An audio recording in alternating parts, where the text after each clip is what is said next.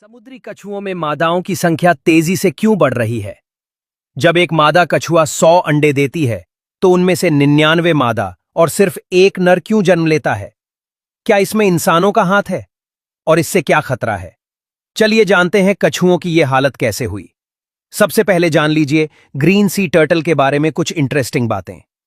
इनका जन्म समुद्र के किनारे होता है, लेकिन एक बार नर टर्टल समुद्र में चला जाए तो वो जीवन भर वापस जमीन पर नहीं आता।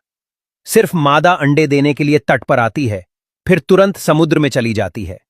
अंडों से बच्चे अपने आप निकलते हैं। और इंटरेस्टिंग बात, ग्रीन सी टर्टल ग्रीन रंग के नहीं होते, उनका रंग भूरा या जैतूनी होता है।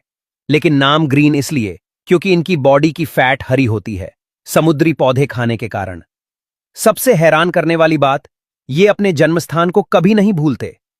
हजारों किलोमीटर का सफर तय करके ठीक उसी समुद्र तट पर वापस आते हैं जहां उनका जन्म हुआ था। अब जानते हैं असली मिस्ट्री। मादा टर्टल रात में समुद्र के किनारे रेत में अंडे देने आती है, वही तट जहां वो खुद जन्मी थी। वो अपने पिछले पैरों से 50 से 60 सेंटीमीटर गहरा गड्ढा खोदती है और उसमें एक साथ 100 से 200 अंडे देती है। फिर अंडों को रेत से ढककर समुद्र में चली जाती है। अंडों से बच्चे निकलने में 50 से 60 दिन लगते हैं। लेकिन अब आता है शॉकिंग पार्ट। बच्चे मादा होंगे या नर, यह पूरी तरह से रेत के तापमान पर निर्भर करता है। इसे तापमान आधारित लिंग निर्धारण कहते हैं। अगर अंडे 23 डिग्री सेल्सियस से 27 डिग्री सेल्सियस के बीच तापमान में हों, तो ज्यादातर नर कछुए जन्म लेते हैं।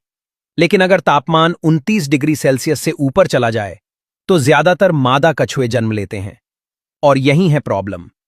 जलवायु परिवर्तन और प्रदूषण के चलते रेत का तापमान काफी बढ़ चुका है। इसलिए आजकल लगभग सभी अंडों से सिर्फ मादा कछुए ही जन्म ले रहे हैं। 99 मादा और सिर्फ एक नर। ये असंतुलन बहुत खतरनाक है।